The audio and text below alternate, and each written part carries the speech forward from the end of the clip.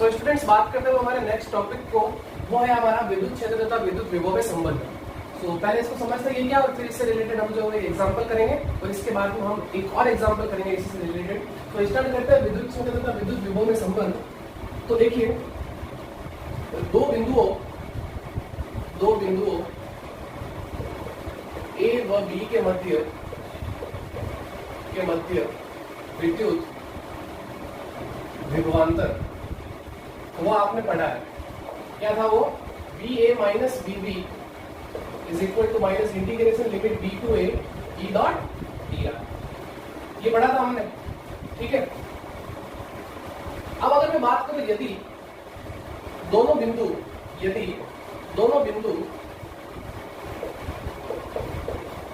आपस में बहुत पास में हो, तो क्या होगा?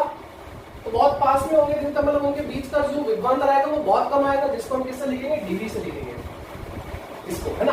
और ये तो नेगेटिव है, और इंटीग्रेशन क्या हो जाएगा? हट जाएगा, तो छोटी सी क्वांटिटी है ना मेरे पास में, तो मेरे पास में क्या बचेगा? Only for E dot D are. और क्लियर है तक? अब आपको पता है कैसे कि विद्युत क्षेत्र क्या एक सदिश राशि है और डी आर क्या विस्थापन, ये भी क्या एक सदिश राशि है। तो अब यहाँ से अगर ये सदिश राशि, इसका मतलब ये किसी भी डायरेक्शन में हो सकती है। अरे बात समझ में? ये तो ये एक्स में भी हो सकती है, वाई में भी हो सकती है और जेड में भी हो सकती है। तो देखो, इसको मैं इस तरीके से लिखता हूँ, E इज इक्वल टू, इसको ऐसे लिख सकता हूँ, अगर मान लो कि विद्युत क्षेत्र एक्स एक्सिस में है, उसको लिखूंगा x E x I cap, because I cap क्या बता रहा है? डायरेक्शन बता रहा है, कौन सी डायरेक्शन में? एक्स डायरेक्शन में। ना फिर होगा मेरे पास में E Y J cap plus E Z K cap. इसी तरीके से अगर मैं बात करूं डी आर की, तो वो क्या होगा? D X I cap plus D Y J cap plus D Z K cap. तो ये जो वैल्यू दोनों, वो मैं यहाँ पे पुट कर देता हूँ, ठीक है ना। तो मेरे पास में देखो डीवी क्या आएगा, तो पहले ये वैल्यू रख लेता हूँ मैं, ई x I cap plus E Y J cap plus E Z K cap, और फिर डॉट। अब डी आर रख देता हूँ मैं, D X I cap plus D Y J cap plus D Z K cap. Clear है तक? अब भाई अपन क्या लगाएंगे? Dot product. So DB is equal to, ये हो जाएगा minus E X D X minus E Y D Y minus E Z D Z, because I dot I क्या हो जाएगा? 1 होता है, ये आपको पता है। आई डॉट जे वैसे 0 होता है, ठीक है। तो पहले इसको इन तीनों से मल्टीप्लाई करेंगे, तो ये तो इससे मल्टीप्लाई होगा, बाकी दोनों क्या हो जाएंगे? 0 हो जाएंगे। इस तरीके से इसमें भी ऐसे ही होगा। सो मेरे पास ये बचेगा। क्लियर? तो क्या बच गया? DB is equal to minus E X D X minus E Y D Y minus E Z D Z. यहाँ तक समझ में आ गया? अब आगे बढ़ जाए। अब मैं इसको क्या करता हूँ? इसका आंशिक अवकलन करता हूँ, ठीक है ना। एक्स के सापेक्ष आंशिक अवकलन करने पर, इसके सापेक्ष एक्स के सापेक्ष। अब देखो, आंशिक अवकलन में होता क्या है? आंशिक अवकलन में होता क्या है? यहाँ पे y और z क्या होंगे? अचर होंगे। y और z क्या होंगे? अचर होंगे। यानी हम क्या करना है? आंशिक अवकलन कर रहे हैं। किसके सापेक्ष कर रहे हैं? x के सापेक्ष। तो इसका मतलब फंक्शन में, फलन में जहां जहां x आएगा, सिर्फ उसी का आपको क्या करना है? अवकलन करना है। बाकी सब क्या हो जाएंगे? अचर हो जाएंगे। क्लियर? तो यहाँ पे मेरे पास x y z है, मैं अवकलन किसके सापेक्ष कर रहा हूँ? x के सापेक्ष। तो मेरे पास y और z क्या होंगे? अचर होंगे। अगर ये अचर है तो बताओ, क्या ये dy भी तो 0 आएगा और dz भी क्या आएगा? 0 आएगा। आगे बात समझ में? बिकॉज सभी जगह एक जैसा है ना, यहाँ पे भी y एक है, यहाँ पे भी y एक जैसा। अगर उनके बीच का डिफरेंस निकालूंगा dy, तो वो क्या आएगा? 0 तो आएगा। तो dz भी क्या आएगा? 0 आएगा, ठीक है। तो देखो मेरे पास में, अब देखो इसको लिखते कैसे है? आंशिक अवकलन को लिखते कैसे है? बायो वालों के लिए ये चीज नहीं हो सकती है। आगे बात समझ में? तो देखो इसको कैसे लिखते हैं? अपन लिखते हैं del v by del X. मैं क्या कर रहा हूँ? इस फलन का आंशिक अवकलन कर रहा हूँ, और इसको अपन क्या बोलते हैं? डेल पढ़ते हैं। इसको क्या पढ़ते हैं? डेल। तो देखो, माइनस का भी ऐसे कैसे? dx का, तो ये तो यार क्या बोलते हैं? कांस्टेंट रहेगा, और dx का क्या हो जाएगा? 1 हो जाएगा। बिकॉज हम क्या कर रहे हैं? x के सापेक्ष x का अवकलन क्या होता है? 1 ही तो होता है। तो मेरे पास में del v by del X is equal to क्या आ जाएगा? माइनस ex, ठीक है। अब इसी तरीके से पुनः अब y के सापेक्ष आंशिक अवकलन करने पर, y के सापेक्ष आंशिक अवकलन, देखो y के सापेक्ष जब हम इसका आंशिक अवकलन करेंगे, y के सापेक्ष जब हम इसका आंशिक अवकलन करेंगे, तब यहाँ पे देखो कौन कौन रहेगा? x और z क्या होंगे यहाँ पे अचर होंगे, यानी यहाँ पे dx इक्वल टू 0 और dz इक्वल टू भी क्या होगा 0 होगा। तो अब देखो मेरे पास में जो ये del v by del y, ये x के सापेक्ष अवकलन, ये y के सापेक्ष आंशिक अवकलन, तो मेरे पास में क्या बचेगा माइनस ई वाई, बिकॉज ये क्वांटिटी 0 हो जाएगी और ये भी 0, तो मेरे पास में क्या बचेगा माइनस ई वाई और डी वाई का क्या हो जाएगा 1 हो जाएगा। इसी तरीके से अगर मैं बात करूं सिमिलरली, है ना, ठीक है, इसी प्रकार अगर मैं आपसे पूछूं del V by del Z क्या होगा, तो आपका आंसर होगा sir minus E Z. Clear, आगे बात समझ में। तो यहां से अब मैं ये वैल्यू जो है ना वो इसके अंदर रख देता हूं। तो देखो टोटल जो मेरे पास में इलेक्ट्रिक फील्ड आएगा, तो टोटल मेरे पास में इलेक्ट्रिक फील्ड आएगा वो कुछ इस तरीके से होगा, E इज इक्वल टू, अब देखो यहाँ पे क्या मेरे पास में EX की वैल्यू क्या है, ये माइनस इधर दे दो, तो क्या हो जाएगा मेरे पास में minus del V by del X I cap minus del V by del Y J cap और minus del V by del Z K cap. कुछ नहीं किया है, EX, EY और EZ की वैल्यू क्या की मैंने यहाँ पे रख दी है। ठीक है, सो यहाँ से देखो सभी से माइनस कॉमन आ रहा है, तो माइनस कॉमन ले लेता हूँ, यहाँ क्या हो जाएगा प्लस, यहाँ पे भी क्या हो जाएगा प्लस, और तो ये मेरे पास में क्या रहेगा मेन फलन रहेगा। तो यहाँ से जो है हम क्या करते हैं विद्युत क्षेत्र निकाल रहे हैं, और यही संबंध है किसके बीच में, विद्युत क्षेत्र और विद्युत विभव के मध्य।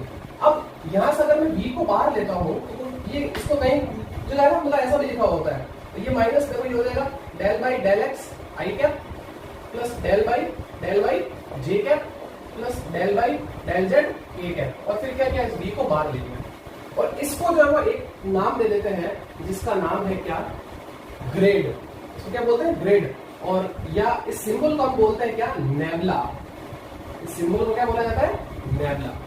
ठीक है ना, ये एक ऑपरेटर है, हिंदी में बोलते हैं संकारक, ये क्या एक तरह से ऑपरेटर है, तो ये आपके लिए नई चीज है। तो ये जो है ना वो यही है, अरे बात तो इसको जो अपन एक टर्म दे दिया, इसको नाम दे दिया, ठीक है ना, यहाँ हम इसको बोलते हैं क्या बोलते हैं नेबुला ऑपरेटर। आगे बात समझ में, और कई जगह इसको क्या बोलते हैं ग्रेड भी बोलते हैं, ठीक है ना, ग्रेड भी। तो यहाँ से ये पता चलता है कि जो इलेक्ट्रिक पोटेंशियल है यानी जो विद्युत विभव है उसकी जो वैल्यू है वो इलेक्ट्रिक फील्ड की डायरेक्शन में क्या हो जाती है कम होती जाती है। ये माइनस ये तो बता रहा है कि इलेक्ट्रिक पोटेंशियल की वैल्यू क्या हो रही है कम हो रही है in the direction of electric field. आगे बात समझ में, यानी जैसे जैसे आप इलेक्ट्रिक फील्ड की डायरेक्शन जाओगे पोटेंशियल क्या हो रहा है कम हो रहा है, इसको विद्युत विभव की प्रवणता भी बोलते हैं। आगे बात समझ में, क्या बोलते हैं इसको विभव प्रवणता भी बोलते हैं।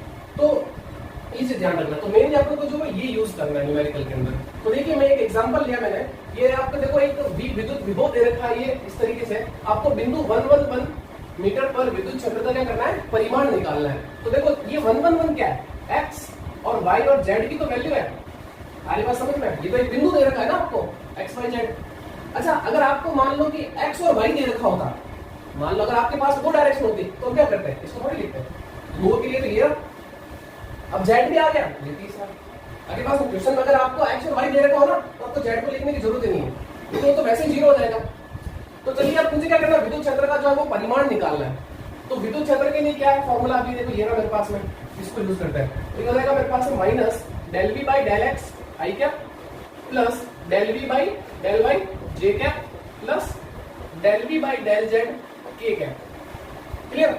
अब सबसे पहले मैं del V by del X, del V by del Y, del V by del Z निकालता हूं। तो देखो del V by del X, तो del upon del X v की वैल्यू ये दे, यहां से रख लो 6x minus 8xy minus 8y plus 6yz। अब देखो कैसे करना है अवकलन, ये मैं आपको सिखाने वाला हूं। कौन सा अवकलन, आंशिक अवकलन, ये ध्यान रखना।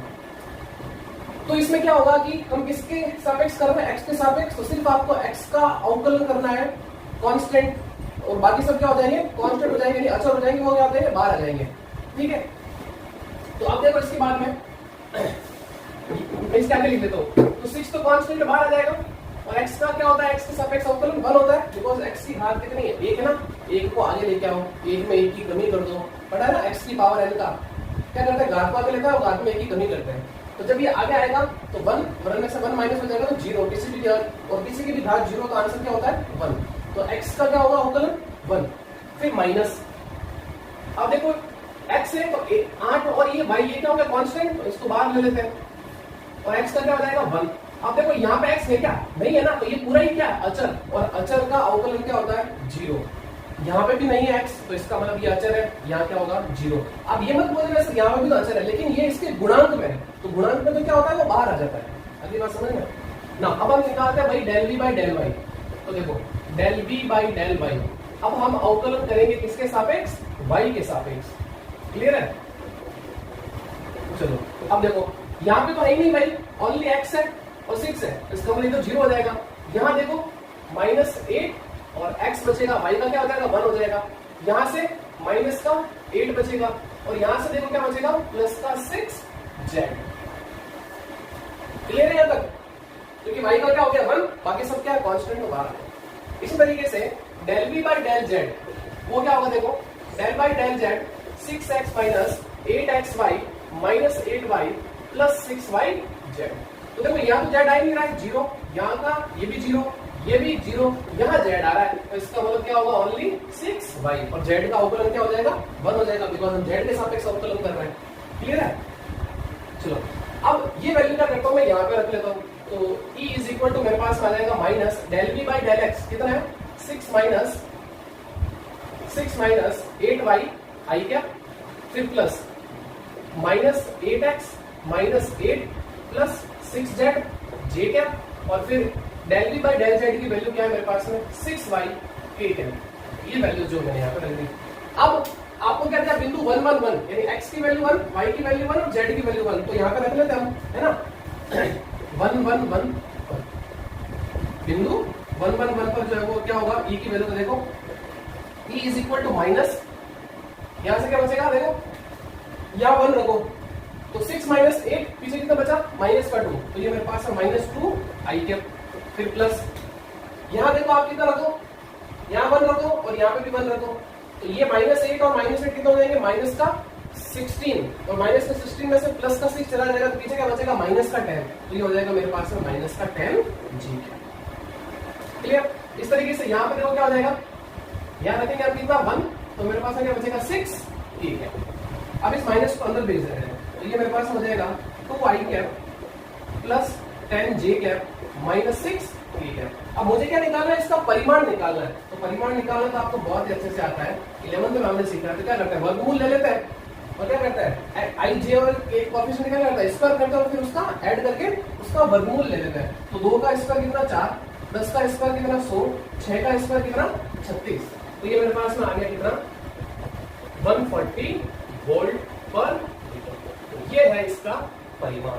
तो इस तरीके से हम जो क्वेश्चन को सॉल्व करना है, तो हमें तो ध्यान रखना del v by del x only x के सापेक्ष अवकलन, y हो तो y के सापेक्ष, z हो तो z के सापेक्ष, बाकी सबको आपको क्या मानना है अचर मानना है। तो फटाफट इसका स्क्रीनशॉट लीजिए, फिर हम जो एक एग्जांपल और करेंगे और फिर अपनी क्लास खत्म करेंगे। सो स्टूडेंट्स अब हम स्टार्ट करते हैं हमारा लास्ट एग्जांपल आज का। वो ये है कि किसी विद्युत क्षेत्र में विद्युत विभव निम्न सूत्र से दिया जाता है, यानी आपको जो है वो v की वैल्यू दी है क्वेश्चन के अंदर। क्लियर? यहाँ आपको क्या दिया है v की वैल्यू दी है, वो कितनी दी है आपको 343 अपॉन r, और बोला आपको स्थिति सदिश यानी आपको r वेक्टर r यानी सदिश ये दिया आपको, वो कितना दिया है 3i cap plus 2j cap minus 6k cap, और बोला है कि इस पर विद्युत क्षेत्र ज्ञात कीजिए, यानी आपको किसकी वैल्यू निकालनी है e की वैल्यू निकालनी है, ये निकाल ली। आगे बात समझ में? और अभी हमने जो कुछ थोड़ी देर पहले ही एक रिलेशन निकाला था वो कुछ इस तरीके से था, dv is equal to minus e D R, यही था। और यहाँ से अगर मैं e की बात करूं तो वो क्या आएगा मेरे पास है minus dv by D R. ठीक, अगर मुझे क्योंकि ये जो विस्थापन है इस तरह सदिश को मुझे किस में दिया है सदिश में दिया है, तो मुझे विद्युत क्षेत्र में किस में निकालना पड़ेगा सदिश में निकालना पड़ेगा। तो देखो मेरे पास में क्या होगा, और मुझे बोला भी है विद्युत क्षेत्र निकालना है, आपको विद्युत क्षेत्र का परिमाण नहीं निकालना है, तो इसका मतलब ये मुझे सदिश में दिया है, इसको भी मुझे किस में निकालना पड़ेगा सदिश में निकालना पड़ेगा। तो आपको पता है कि अगर कोई राशि सदिश है तो उसका मतलब उसका परिमाण भी होता है और उसकी दिशा भी होती है, तो इसकी दिशा बताने के लिए हम क्या यूज करेंगे यहाँ पे आर कैप को यूज करेंगे। ये क्या है आर कैप इकाई सदिश है, इसकी वैल्यू क्या होती है 1 होती है। ठीक, तो इसको मैं ऐसे लिख सकता हूँ, ये तो आपने पढ़ा है ना 11th के अंदर, इसको कैसे लिख सकते अपन vector R upon magnitude R, ऐसे देखते हैं सदिश आर बटे मतलब इस आर का परिमाण। अब मुझे क्या चाहिएगा, इसको मैं समीकरण में लिख देता हूँ, मुझे चाहिए एक तो dv बाई डी आर, तो निकालता हूँ मैं यहाँ पे dv बाई डी आर, तो देखो कैसे है, सो d बाई डी आर और v की वैल्यू क्वेश्चन में दी है 343 अपॉन आर, अब क्या करना है, मुझे इसका अवकलन करना है। तो अवकलन के लिए देखो ये 3 4 3 तो कांस्टेंट है, बाहर आ जाएगा, ठीक है। तो अवकलन किसका होगा, 1/r, और 1/r को कैसे लिख सकता हूं मैं, r की पावर -1, ठीक। और आपने ये फॉर्मूला तो पढ़ा है, ये पढ़ा है ना फॉर्मूला, कौन सा, ये d/dx, x की पावर n, पावर को आगे लेके जाते हैं और पावर में एक ही क्या करते हैं अपन, कमी करते हैं, ये चीज ये पढ़ी है ना आपने, ये तो यही यूज कर रहा हूं मैं यहाँ पे, ठीक है। तो इसके लिए मैं क्या करूंगा, तो देखो ये -1 तो आगे आ जाएगा, -343, ठीक है। और फिर क्या करूंगा, पावर में क्या करेंगे, एक माइनस कर देंगे, तो माइनस करेंगे तो मेरे पास में क्या होगा, देखो ये r की पावर -2 हो जाएगा, ठीक है। और फिर r की पावर 2 को नीचे लेके चला जाता हूं, तो ये मेरे पास में dv/dr is equal to -343 upon r²। अगली बात समझ में, तो यहाँ तक तो आपको क्लियर हो गया, आगे बढ़े। तो ये मेरे पास में dv/dr आ गया, तो इस dv/dr की वैल्यू मैं यहाँ पे रख लेता हूँ। अच्छा देखो ये स्क्वायर, तो इसको ऐसे भी तो लिख सकता हूँ ना, इसको ऐसे भी तो लिख सकता हूँ, एक ही तो बात है, परिमाण निकाल के उसका वर्ग कर दूं तो वो भी वही आएगा, ठीक है। तो ये वैल्यू मैं क्या करता हूँ, ये यहाँ पे रख लेता हूँ। तो देखो ये क्या हो जाएगा, dv/dr is equal to minus तो पहले से ही है, और ये ये है यहाँ पे, e is equal to minus dv/dr की वैल्यू ये रही, -343 डिवाइडेड बाई मैग्नीट्यूड r का स्क्वायर, और फिर ये मेरे पास में क्या हो जाएगा, vector r upon magnitude r। तो देखो माइनस माइनस ये तो प्लस हो गया, ठीक, कितना हो गया, 343 अपॉन ये हो जाएगा, देखो कितना, मैग्नीट्यूड r का क्यूब, बिकॉज ये स्क्वायर और एक ये तो क्यूब हो जाएगा। यहाँ पे क्या बचेगा मेरे पास में, सदिश r। अब मुझे क्या निकालना है, मैग्नीट्यूड निकालना है, परिमाण निकालना है। तो r का परिमाण कैसे निकालोगे, ऐसे ही तो निकालोगे। ये देखो आपको क्या दे रखा है, 3 का स्क्वायर करेंगे प्लस 2 का स्क्वायर करेंगे और फिर क्या करेंगे, -6 का स्क्वायर करेंगे। तो देखो कितना आएगा, ये 3 का स्क्वायर कितना 9, 2 का स्क्वायर कितना 4 और 6 का कितना 36 प्लस ये कितना हो गया आपके पास में 13, तो कितना हो गया 49, सो 49 और 49 का स्क्वायर रूट कितना होता है 7। तो आपके पास में परिमाण आ गया r का कितना 7, तो यहाँ पे रख देते हैं। तो जैसे हम यहाँ पे रखेंगे तो ये मेरे पास में कितना 343 बटे 7 का क्यूब, और यहाँ पे मेरे पास में ये सदिश r, और सदिश r की वैल्यू ये रही, तो वो हो जाएगा मेरे पास में 3i cap plus 2j cap -6 clear. तो देखो 7 का क्यूब कितना होता है 343, तो ये कट जाएगा, आप करके देख लेना, ठीक है। तो मेरे पास में जो सदिश बचेगा वो बचेगा क्या, 3i cap plus 2j cap -6 k cap volt पर मीटर। तो ये है इसका आंसर। तो अब एक चीज बताता हूं मैं आपको कि मैंने ये फॉर्मूला क्यों यूज किया, मैंने वो क्यों नहीं यूज किया -∂v/∂x plus ∂v/∂y plus ∂v/∂z। यदि आपको प्रश्न में अगर विभव x y z में दे रखा हो तब हम जो है वो यूज करते हैं, और अगर आपको सदिश में दे रखा हो, कौन सा, स्थिति सदिश के रूप में दे रखा हो, तो हम क्या करेंगे, ये यूज करेंगे, कौन सा, e is equal to -dv/dr। वो अभी इससे पहले जो क्वेश्चन किया था उसमें जो फलन था v का वो किसमें था, x y z में था, तो इसलिए मैंने जो वो यूज किया। अगर आपको ये दे रखा हो तो ये यूज करना, तो इसलिए मैंने जो वो 2 टाइप के क्वेश्चन करवाए।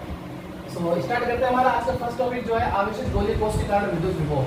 हालांकि इससे रिलेटेड हम एक टर्म पहले और पढ़ चुके हैं, वो थी कि आवेशित गोलीय कोष के कारण विद्युत क्षेत्र, और वहां पे हमने जो है वो 3 जगह पे हमने जो है वो उसके विद्युत क्षेत्र निकाला, यानी हमने एक तो गोले के बाहर निकाला था, गोले के पृष्ठ पर निकाला था और गोले के अंदर निकाला था। तो सेम यहाँ पे भी हम ये कंडीशन करेंगे, यहाँ पे हम जो 3 केस लेंगे कि गोले के बाहर कितना विभव होता है, गोले के पृष्ठ पे कितना होता है और गोले के अंदर कितना होता है। आरी बात समझ में। तो स्टार्ट करते हैं हम कि माना कि r त्रिज्या के गोलीय कोष को q आवेश से आवेशित किया गया है, ठीक है, और फिर इससे कोष के अंदर पृष्ठ पर तथा बाहर स्थित बिंदुओं पर हमें करना है, विद्युत विभव ज्ञात करना है। सो सबसे पहला केस फर्स्ट हमारा ये रहेगा, केस फर्स्ट गोलीय कोष की बाहर स्थित बिंदु पर। तो हम सबसे पहले ले रहे हैं गोलीय कोष के बाहर स्थित बिंदु पर, यानी कि r ग्रेटर देन r, ठीक। तो देखो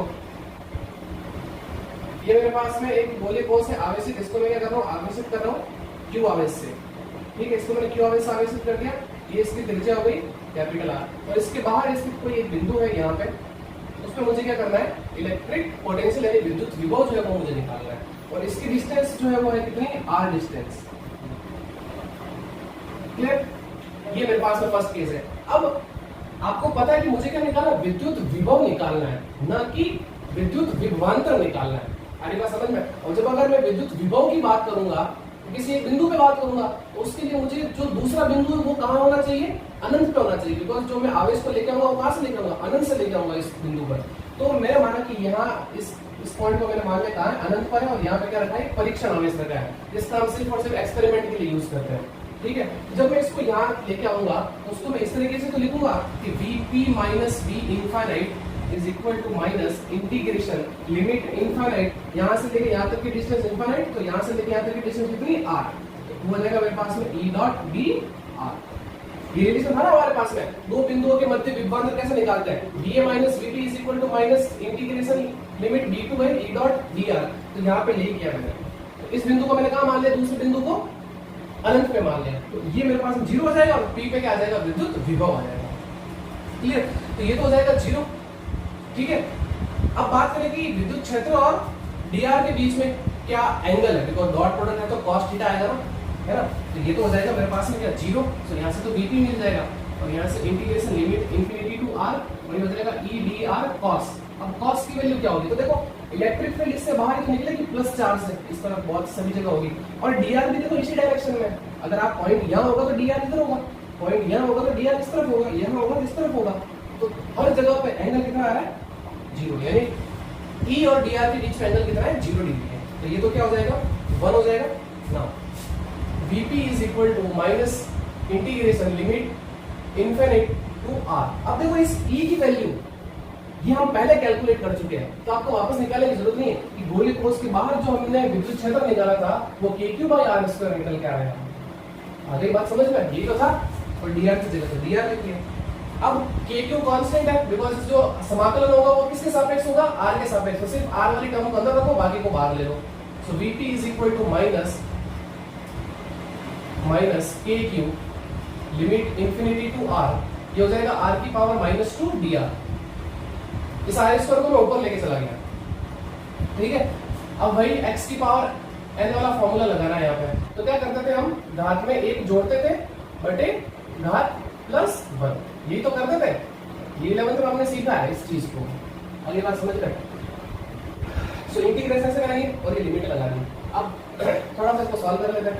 -2 प्लस 1, तो यहाँ से बचेगा -1। सो -1 को इस माइनस से मल्टीप्लाई करेंगे तो वो प्लस हो जाएगा। तो यहाँ बचेगा मेरे पास में kq, और यहाँ से बचेगा r की पावर -1। उस -1 को नीचे लेके आ जाऊंगा तो हो जाएगा 1/r, और ये इंफिनिटी टू। अब लिमिट लगा देते हैं, upper limit minus lower limit. So Vp is equal to kq, और ये हो जाएगा 1/r माइनस 1/इंफिनिटी। ठीक है, तो ये तो वैल्यू क्या हो जाएगी, 0। सो मेरे पास में P पॉइंट पे जो विद्युत विभव निकल के आएगा वो आएगा क्या, kq बाई r। ये है मेरे पास में फॉर्मूला। इसके लिए जब बिंदु आवेशित गोलीय कोष के बाहर स्थित हो, उसके लिए फॉर्मूला जो है वो kq बाई r होता है। तो k तो कांस्टेंट रहता है, q भी आपको पता चल जाएगा कितना है, r आपको जो है वो न्यूमेरिकल, जो आप जब आप न्यूमेरिकल करोगे तो उसमें दे रखी होती है कि 14 सेंटीमीटर 20 सेंटीमीटर, है ना, रेडियस इतनी है इसकी। तो आपको पता करना है कि पॉइंट जो है वो बाहर है, अंदर है या पृष्ठ पे है, तो भी आपको धीरे धीरे पता चल जाएगा। अब चलते हैं हमारे केस 2 पे। केस 2, जब बिंदु गोलीय कोष के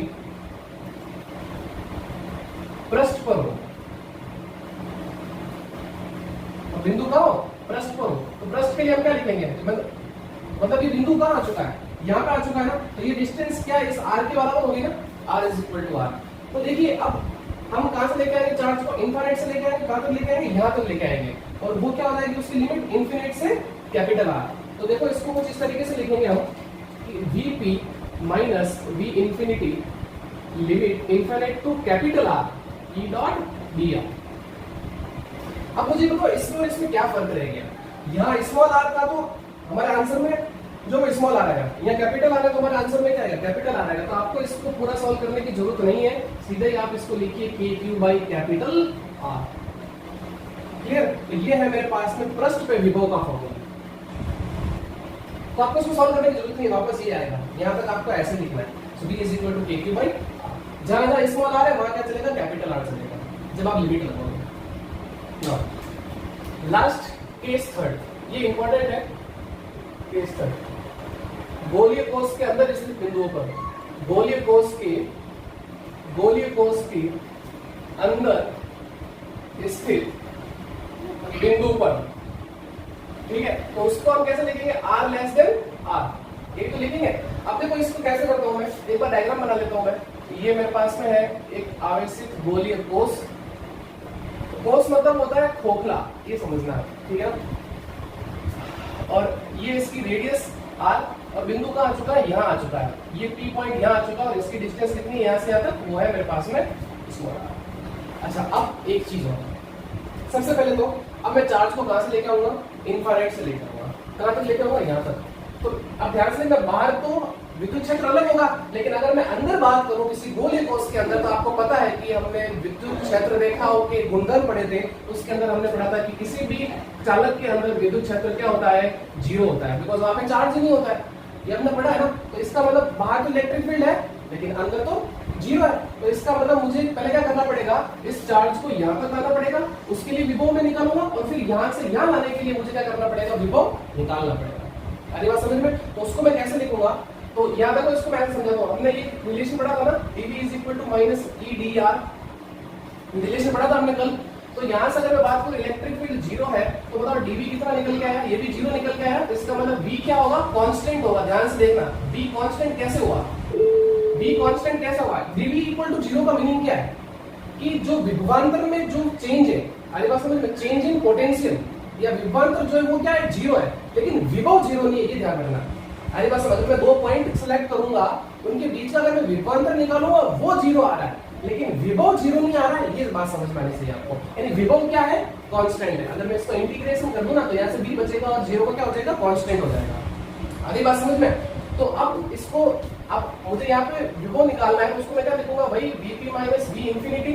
और भाई सबसे पहले तो मैं इस चार्ज को लेकर आऊंगा इसके सरफेस तक, उसको लिखूंगा मैं इंफ्रारेड से कैपिटल R, और वो हो जाएगा मेरे पास में क्या, E डॉट dr, और फिर माइनस, अब मैं कहां से, यहाँ से यह लेके आऊंगा, तो वो हो जाएगा R से स्मॉल r, और ये हो जाएगा मेरे पास में E डॉट dr।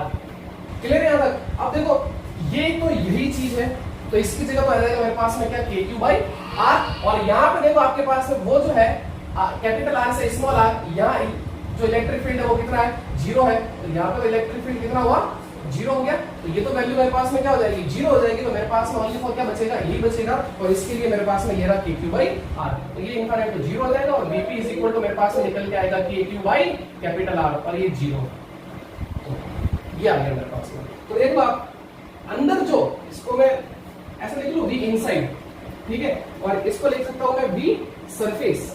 अरे बात समझ में, इसको मैं सरफेस लिख देता हूं बिकॉज़ पृष्ठ पे है, और इसको मैं लिख लूं क्या, आउटसाइड, ये Vp का आउटसाइड। अब तो आ गया होगा समझ में, क्लियर। तो देखो सरफेस पे ये है और इनसाइड ये है। अब अगर मैं इसका ग्राफ बनाना चाहूँ, तो देखो ग्राफ कैसे बनेगा। ग्राफ के लिए देखो ये मैंने बना लिया है चालक, अब इसे चालक बना लिया, ठीक है, और ये इसका सेंटर हो गया। यहाँ से मैं ग्राफ बनाऊंगा इसका इस तरीके से, तो इस तरफ तो मेरे पास आ जाएगा V, और इस तरफ आ जाएगा मेरे पास में क्या, R, ठीक है, और ये इसका क्या हो गया, सरफेस, ये वाला, ये इसका सरफेस हो गया। तो ध्यान से देखो, सरफेस के बाहर की बात करें तो यहाँ पे क्या मेरे पास में V is inversely proportional to R, ये तो है, तो इसका मतलब क्या हुआ, यहाँ पे विभव घट रहा है। लेकिन अंदर की बात करें तो यहाँ मान लो ये मेरे पास में R है, अंदर तो देखो एक ही सा कांस्टेंट है ना। अंदर की बात करें तो KQ बाई R, मतलब आप कहीं पे भी ले लो पॉइंट, आप कहीं पे भी पॉइंट ले लो, चाहे यहाँ लो पॉइंट, चाहे यहाँ लो, यहाँ लो, यहाँ लो, यहाँ लो, यहाँ लो, यहाँ लो, यहाँ लो, सभी जगह क्या आएगा KQ बाई R, क्योंकि हमारे फॉर्मूले में ये R तो आ ही नहीं रहा है ना। तो पॉइंट अंदर कहीं पे भी हो, जो इलेक्ट्रिक पोटेंशियल होगा वो क्या होगा, वो KQ बाई R ही होना है। तो इसका मतलब यहाँ से बात करूँ, ये तो मेरे पास क्या रहेगा, कांस्टेंट रहेगा, और लेकिन जैसे ही मैं अब इसके बाहर जाऊंगा तो यहाँ पे मेरे पास में ये आएगा, देखो KQ बाई R, यानी डिस्टेंस बढ़ने पे क्या हो रहा है, मेरे पास में विभव जो है वो घट रहा है, तो उसको जो है वो मैं इस तरीके से लिखूंगा। तो ये है मेरे पास में ग्राफ इसका। अगली बात समझ में, तो फटाक से इसको नोट